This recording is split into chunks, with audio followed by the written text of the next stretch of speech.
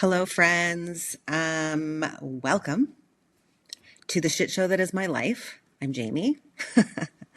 I tried to set up one of my podcast mics today by myself and failed miserably. So I'm just going to have to wait for my husband to help me with that shit when he has time.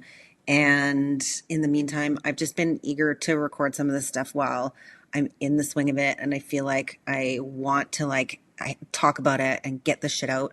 So for now, it is what it is. My audio might not be as crispy as it should be, but that's just how I'm rolling. Yeah. So today, I told you guys I would talk about my diagnosis, which is post-traumatic stress disorder and a clinical anxiety disorder. And I'm not sure how it's going to go. I'm not super excited to talk about it. I can talk about it. But it's tough for me, and there's going to be some definite rocky moments, and it is what it is. I'm going to get it out as best I can. And yeah, hold space for me, people. Just hold all the fucking space for me. Okay, I'm going to start off ease into it, and tell you guys a little bit about just my background and my upbringing and stuff to get the groundwork kind of going. I moved around a lot as a kid. My parents are both now retired RCMP members, and with that came a lot of shifting. It was really hard for me to forge relationships as a kid because we would just settle into a town and then 2-3 years later we were on the road again, moving somewhere else. And I think for the most part, I coped with that okay. My siblings and I, there's 4 of us in my family, we're all pretty tight growing up. Yeah, I mean, it's a lot. It is a lot if you're constantly the new person in the room and walking into a strange place where you don't know anyone and then having to sort of get to know people all over again. Every time you move, it's like a new beginning. And after a while, it gets a little exhausting. For the most part, I don't remember it being super stressful on me until I was a teenager. We moved when I was about 13, and that move specifically was really hard on me. And I remember that being the first time in my life that I felt like true sadness, to the point where I wasn't sure I was going to overcome it. Yeah, shout out to all my PG friends, because that was when I left you guys, and I fucking love you. I still have a very amazing group of friends in my life. I'm so glad that even after moving away, we still stayed in contact, because they're some of the most important people I met in my life. So love you guys. Yeah. So anyways, RCMP parents, and I'm sure that with that, I'm sure there's fucking books on it somewhere about cops kids and being in that environment where, they are a certain way because of their jobs, right? I'm sure there's stuff on how it impacts your kids. I haven't read any of it because honestly, it just doesn't, it's not something that I'm interested in. I'm on my own path. I'm just not there with it. But through all of my years of counseling, I have been told that from the get-go, from a young age, because I was raised in an environment by 2 adults that very likely already had a heightened nervous system. By the way, both of my parents, around the same time as me, were diagnosed with post-traumatic stress disorder as well. But, they have 30, I think, mom and dad, if you're listening to this, I'm sorry if I get this wrong. My dad, 30-ish years, maybe a little bit more. My mom, a few years less than him, because she took, years off to have multiple babies. So, PTSD now is more commonly talked about, but back then in their generation, not really, right? PTSD is what you got when you came back from fighting a war. And so that diagnosis lands really strangely sometimes on people in their line of work, because they're well, we're not fighting war. But really, actually, yes, you are. You have seen really intense and dark shit for multiple years of your life, right? So yes, you are. And it is a big deal, and they're coping with it in their own ways, and they're on their own journeys with it. And anyways, I'm sure that there's lots of conversations and stuff about kids growing up in environments where with police officers as parents, where their nervous systems are already heightened. And right, so in therapy, I learned that I already had a heightened nervous system as a kid because of just the environment that I was raised in. And it's I have no resentment towards my parents. They did the best that they could with what they were given. And like their generation was raised with different skills than our generation. And like our kids are going to be raised with, different skills than we are. So it is what it is, what it is, what it is. But yeah, so that was like what I grew up in. And I could have another episode about all the things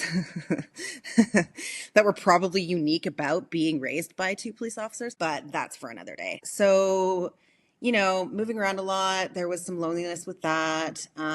Parents and their work stuff and all that, and how that impacted me as a kid. And then after I graduated high school, I wanted to travel. That was my goal. I wanted to like go see the world and like be free and go experience life and figure out who I was. And I somehow got convinced to not do that and go to school and follow sort of like along the lines of what my parents were doing and go into 911 dispatching. I remember having lots of conversations with my dad about it. I wasn't super keen on it. Dad, I fucking love you. I don't blame you for any of this. I just, his like perspective on it was like, if you want to go travel, then you're never going to get anywhere if you're making $6 an hour. That was minimum wage back then. Or whatever, it was $8 an hour. If you go and do a 1-year course, you can get into dispatching and then you're making $20 an hour and you'll have more money to travel and you can go sooner. Was there an ulterior motive there? Maybe, right? He did see something in me that he thought would be really good at that line of work. And thank you. I love you for that. And like, I still didn't really want to do it, but I did it partially because like, okay, the money thing made sense. And then also to appease him. As a kid, you always want your parents to be proud of what you're doing. And do we go down paths and make choices that don't always align with who we are because we want to please someone else? Fuck yeah. I mean, people do that shit all the time.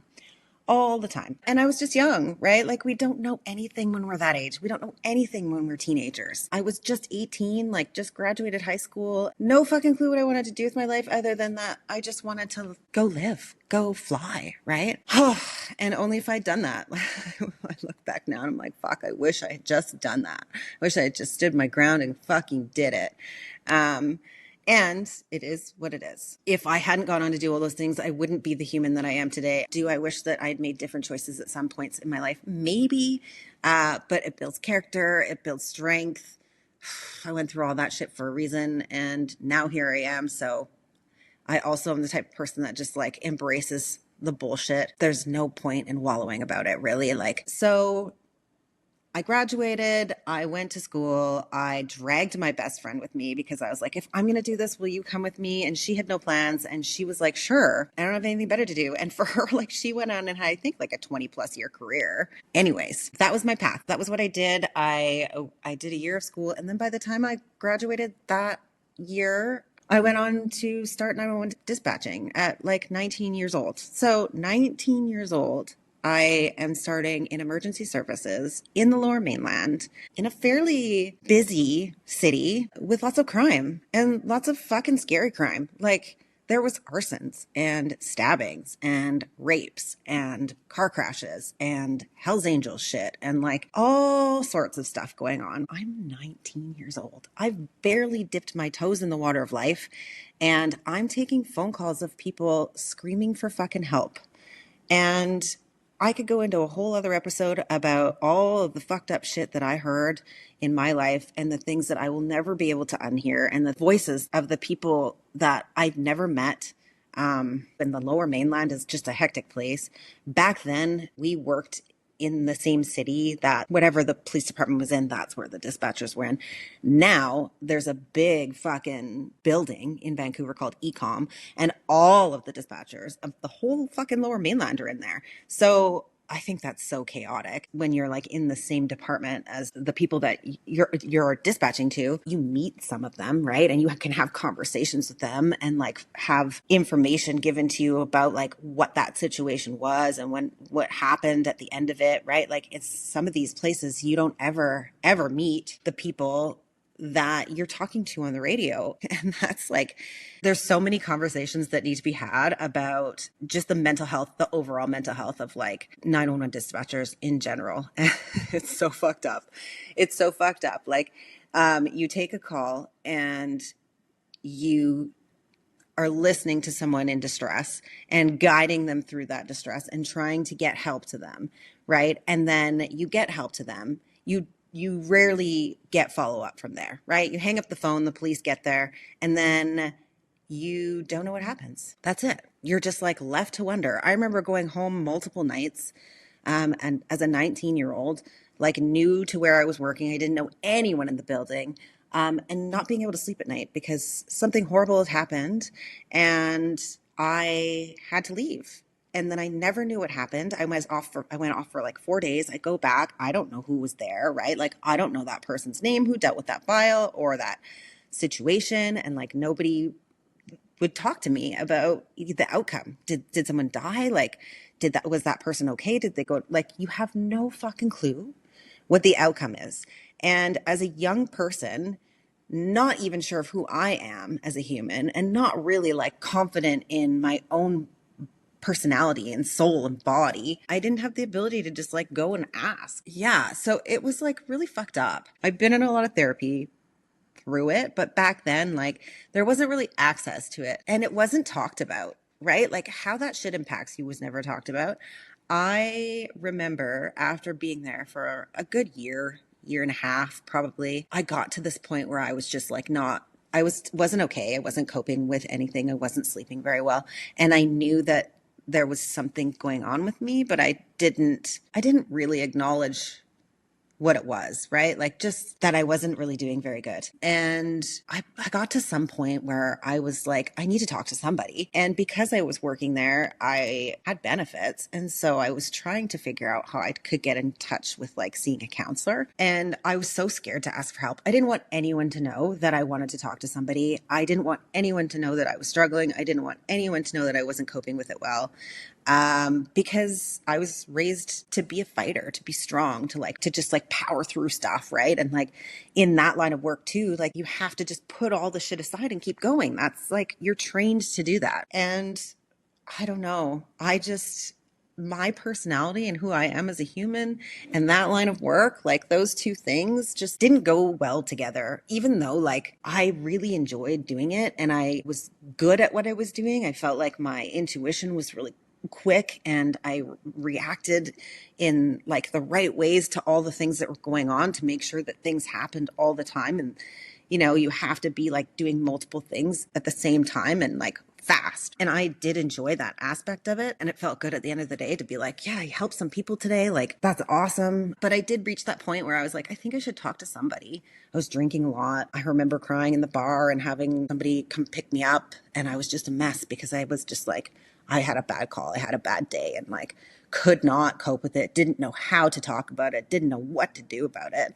And like, you're not allowed to talk to anybody, right? Like it's all like super confidential. So the only people you can talk to are really the people that are inside that building already. And I didn't know very many people. I did make relationships and have friendships inside of that. But then it feels like they're the only people you can talk to. And the people in your life outside of that, like your friends and your family, those are the people that are impacted by your mental health. And they have no fucking clue what's going on with you. And they're just watching you fall apart. And that is probably really fucking scary, right? Like you don't understand that aspect of it. It's really severe. Anyways, so I reached a point where I wanted to talk to somebody, but I didn't want anyone to know that I wanted to talk to somebody. And so I made a couple of phone calls to, I think I just looked them up, like counselors. I'm pretty sure I just looked them up and then called a couple of people and explained to them like where I worked and I have coverage and I was trying to figure, young person, right? I've never done anything like that before. I didn't know how my coverage worked. I've never used it. And they told me that I had to call like the office and then go through this other place. Like it was like a company and then you have to call the company and then the company will reach out to somebody and then somebody else will call you. And I was like, what the fuck? Like I was so overwhelmed at that point. I was so freaked out about how I was doing. And just the thought of calling somebody at work to like help me get a hold of somebody to go through that, I was like, fuck no, absolutely fucking not. I'm not doing that. And so I hung the phone up and I just like said, I guess I'm just going to roll with it. And I just kept trying to roll with it. And I didn't last very much longer after that. I quit, I think a year and a half in. It was close to 2 years in, maybe. I quit and I just like left. I had a boyfriend at the time and we moved to Alberta, and I lived in Calgary for a little while. I was just like, needed to just get away from everything and shut it all off. So I shut it all off. I just moved to Alberta and partied and waitressed and worked at a hair salon and just tried to fucking forget about all of it. It did a very bad job of that. My mental health plummeted there. My relationship crumbled. And then I met someone else, followed a boy back to BC, like made a bunch of like really just emotional choices and ended up in like the tiny town that I'm in now. And yeah, then I just got trapped. I got like stuck for money and I was like, I don't know what to do. What do I do? What do I do? And then I was like, well, this is a tiny little town. Maybe I could go back into dispatching again and like give it another shot, because there can't be that much crime in like a town with only 10,000 people, right? So maybe I'll be okay. Maybe I'll be okay. And so I got a job at the local police station and I went back into it. It definitely wasn't a serious crime or anything like that, but it still was not good for me. And, shift work, you're working all fucking night and then you're sleeping all day. And then stuff from my past just kept coming back up. And then you get a couple of intense phone calls. And there is crime where I live. There definitely is. And there's some serious shit that goes on, like not as bad as the stuff that I dealt with back on the Lower Mainland, but significant, still significant. And I got tired of it. I was like, I'm tired of working all night. I don't want to do this anymore. And so I shifted out of it. And I applied for another position within the office. And so I was doing court work. I was doing like file work. And with that came transcription. And if you don't know what that is, it is when there's a serious file and somebody has to be interviewed, then I would be the person that would listen to the interviews and type them out so that the paperwork would go to court. And I was really good at that, but it was really fucking bad for me. God, I had no idea how fucking much that was going to break me. And if I had known how much that was going to break me, I would never have done it. It is one of the hardest things I've ever done in my life. And I thought that my early years of dispatching was some of the hardest things I will probably never recover from those first 2 years of working in the Lower Mainland. I am haunted by the things that I heard and the things that I wish I just didn't know. You can't unknow that kind of shit. You just can't. And like, if there is a cure for me, I'm laughing because that's just how I cope with my shit. And people are like, "Oh, you have anxiety, like just do this," or "You have PTSD, like just do this." But the only fucking cure for what I have is if somebody can go and erase all of the bad shit from the world. Like, if you can promise me that there's not a single person out there that's hurting kids, that's hurting women, that is like robbing banks, if you can prevent car crashes and stop infants from dying in their sleep, if you can prevent those things from ever happening anywhere, then maybe there's hope to undo some of the things that I know about. Unfortunately, that's just fucking impossible. It's impossible. And once you know that level, it just is not something that's reversible. I've talked to people over the years that are like, "Oh, you just can't like hold on to that shit." Well, I'm not holding on to it. I don't think about it every day, and I'm not like focusing my attention on it on a regular basis. But I do know I can't shut that piece of my existence off. I do know that there are bad people in the world doing bad things. That's a fucking fact. That is a real life fucking fact.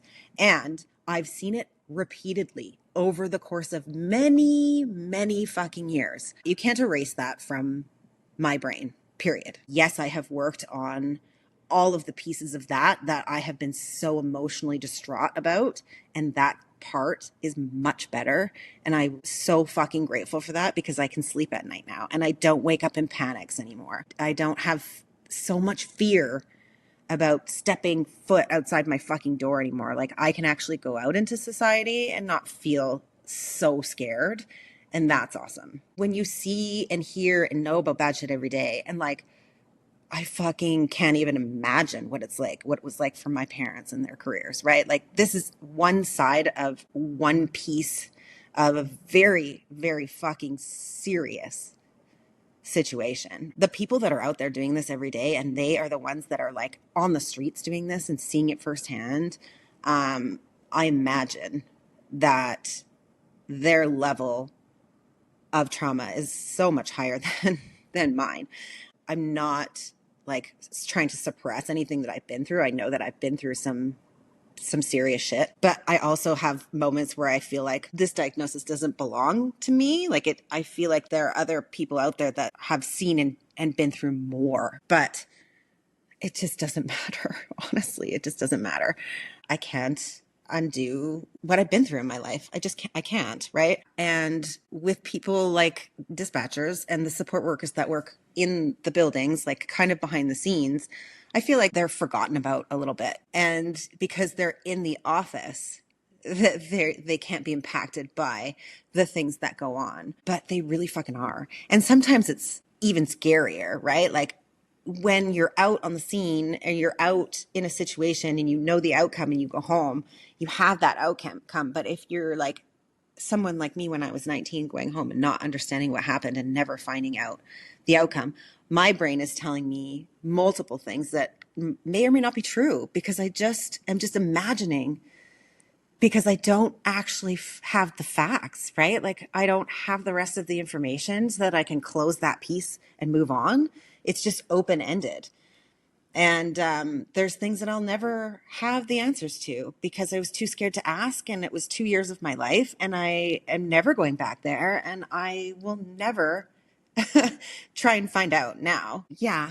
I mean, my God, like the things that I've seen, I know how it sits with me and it's not great. So I can only imagine how it sits with like ambulance attendants and, you know, the other people that are out there and the police officers and shit that are all the people that are out there doing that stuff, like seeing it firsthand. Yeah, it really fucked me up. So I did that for 13 years and like on and off, right? 2 years when I was young and then I quit and then I came back and did it again. And then I quit again. Back in my mid 20s, I quit again. I was like, I can't fucking do this. I'm going back to school. I just kept getting trapped in this cycle of like, you know, I need the money and I'm good at it, so I should just keep doing it. But really, like, it didn't align with who I am as a person. I'm just a super fucking emotional, empathetic, like, feely, cryy person, and put me in a situation like that. And oh my gosh, plus my upbringing of like being raised in an environment with heightened nervous systems already. One of my counselors told me that those two things, like in my childhood environment being brought up like that, and then the career that I chose, I had a zero success rate, like a zero chance of success in that field, zero. And when she first told me that, I was like, fuck you. That's so mean. I'm not broken. I'm fine. This is not as bad as you're saying. And I'm not going to quit. Even though she was like really indicating to me that I should probably move out of it. Right. I was like, you don't get to fucking tell me what to do. I'm fine. and, and I really wasn't fine. That was after my daughter was born. So it was around 2012, 2013, 2014, somewhere in there when I first started going to therapy because I was like, all right, I'm not doing good again, right? And then I had my daughter, and then everything seemed even more heightened after that because I had this small person to take care of. My anxiety was through the fucking roof.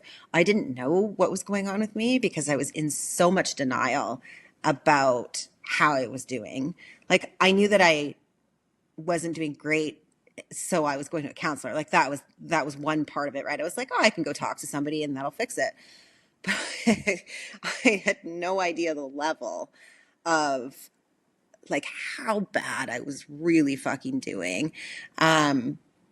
Yeah, until 2016. It was like not long after I started experiencing chest pain and I was laughing about it because I was like, oh, I just have this weird pain in my chest. I don't know what that's about, but I'm sure it's fine.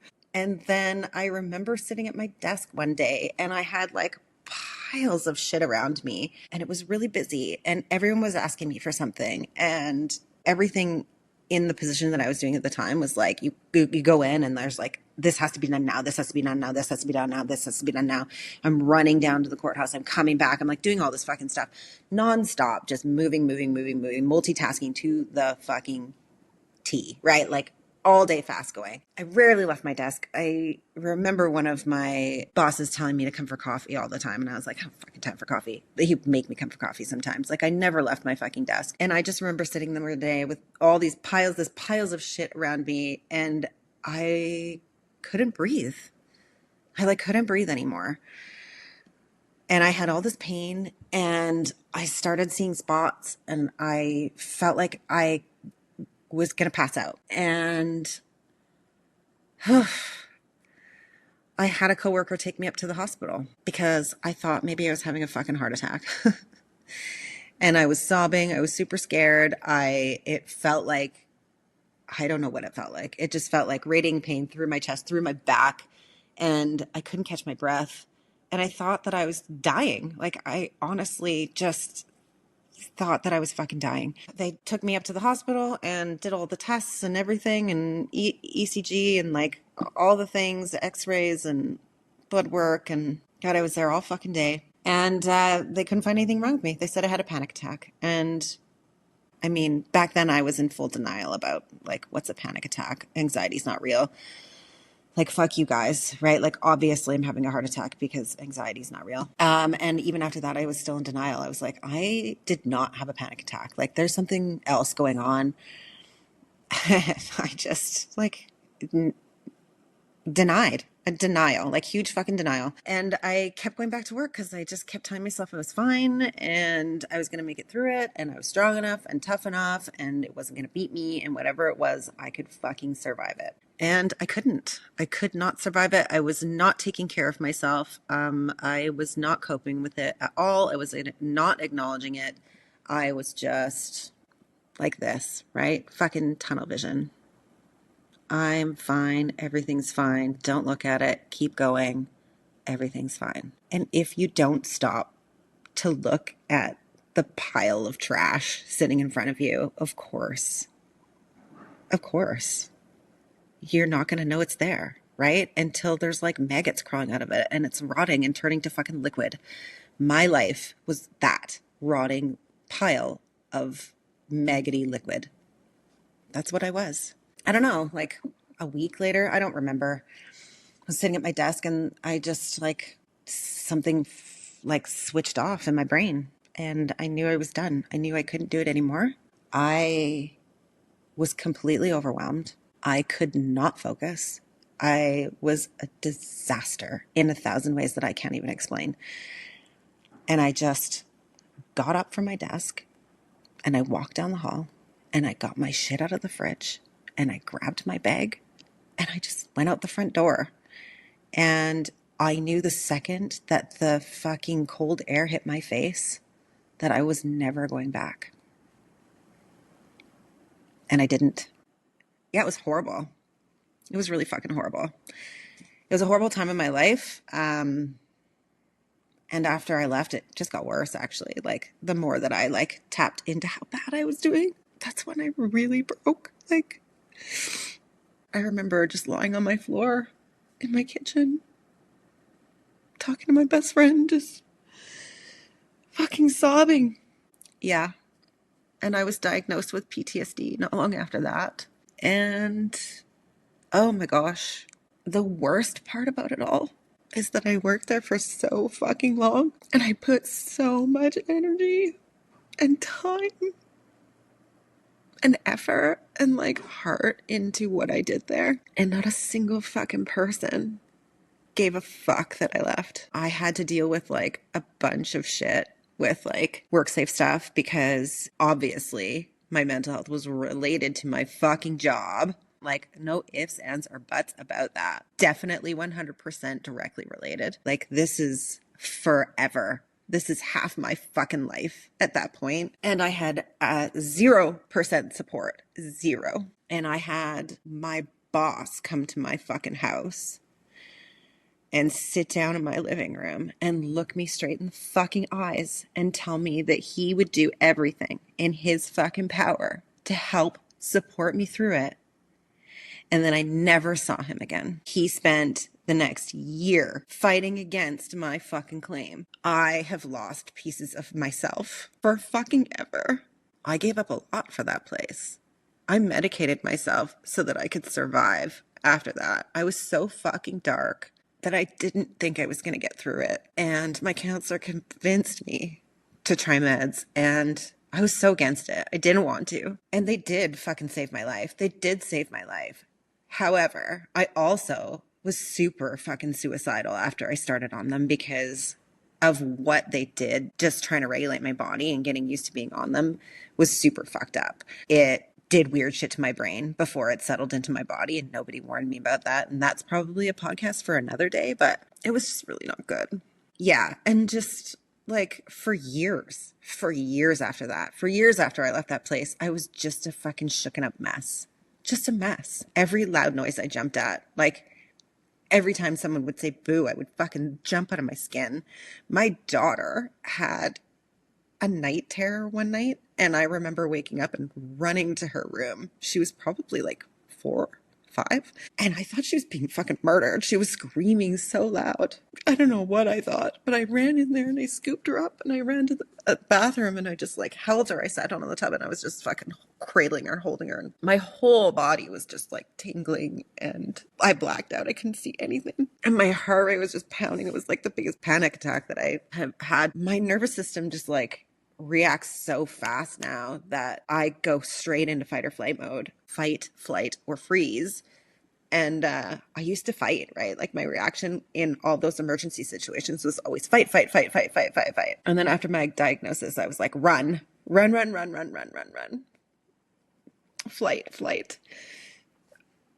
And then I just went into this like complete state of like frozen. Like that. I was frozen for fucking years, probably, like just stuck in fear of like everything. I didn't go out. I didn't socialize. I was scared to be in any public place. I just shut down, and the meds helped me through that. And I eventually won my claim, my case. And so that helped, having that validation of like, yes, you went through that. Yes, it was significant. Yes, we see you. Because they didn't, right? Like the office didn't fucking help me. So I have a lot of anger around that still to this day, like a lot of fucking anger. I don't think that it's okay to treat people like that. And I think that there are a lot of things that are overlooked in that line of work.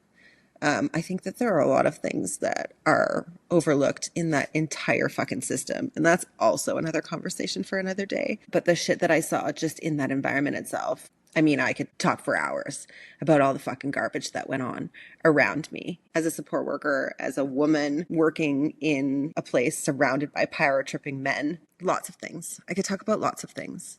But at the end of the day, this is supposed to be about my diagnosis, and that is where my diagnosis came from. So years of my life dedicated to doing a job that was not in line with who I am as a human. And it just fucking broke me. It just broke me. Now, every time there's like pressure to do more than like one thing at a time, I used to be really good at multitasking because that was my job. It was like I could listen to someone on the phone and two people talking across the room while looking at a map and writing something down, right? And then also like making another phone call and talking on radio. Like I could do 6 things at once all the time. And now I can't like hold a pen and walk anymore. Like I can't do any of that.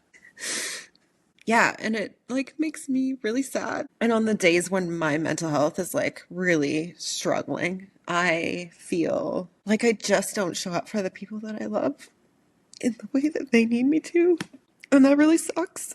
But I'm working on undoing all of that stuff. I don't know if I'm ever going to be able to fully recover. It drives me crazy when people say to me that don't understand like what I've been through, just focus on the positive. I know how to look at the things around me that bring me joy and that I'm grateful for. I have love in my life. I have a beautiful family. I have lots of good things around me. That is just not relative. Sorry, but it's not. Love doesn't take away pain. Love can help you feel good, but it doesn't erase the shit that you've been through.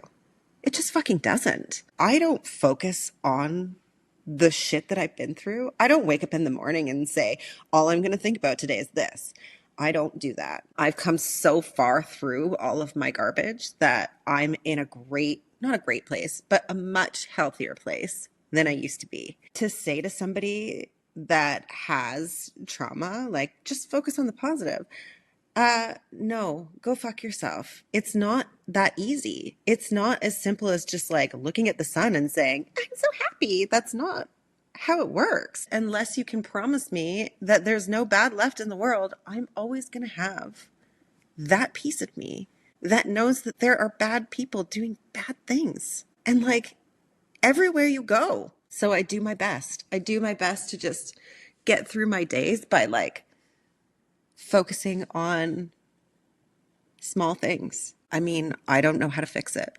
I don't know if you can fix it. And I know a lot of people that have worked in that industry for a long time that say that they're not impacted by it. And I would say that they're full of shit. Anyways, that is where my diagnosis came from. That is what I've been through. That is why my nervous system is so like this. Almost 10 years ago. And I've come a long way. I am much healthier now than I used to be. I don't wake up crying in the middle of the night anymore. I don't feel like I have to trap myself inside my house every day anymore. I can go out into society, but I do still have a lot of nervous system issues. Loud sounds make me jump and crowds just freak me out. And that's just stuff that I have to work on and stuff that I have to move through. And yeah, I don't know if that's ever going to get better. I just know that I work at it every day. And I know that there is not one fix for what I have gone through. And I know that lots of people have been through similar things, if not more significant things. And somehow we survive it, right? I mean, life is hard. Shit is hard. There's a lot more in there that I didn't say, probably don't want to say. There's lots of things that I can talk about and lots of things that I will never talk about. I just have to be okay with that. But I am going to headbang through it. I'm going to be okay. I'm just trying to exist and get through each moment that's hard and hug and love all the humans around me that give me all the support that I need. And that is just my life. And I have lots more things to say on, lots of topics surrounding this. So I don't know what I'll talk about next, but stay tuned for, more tears and more swearing and more headbanging. Peace.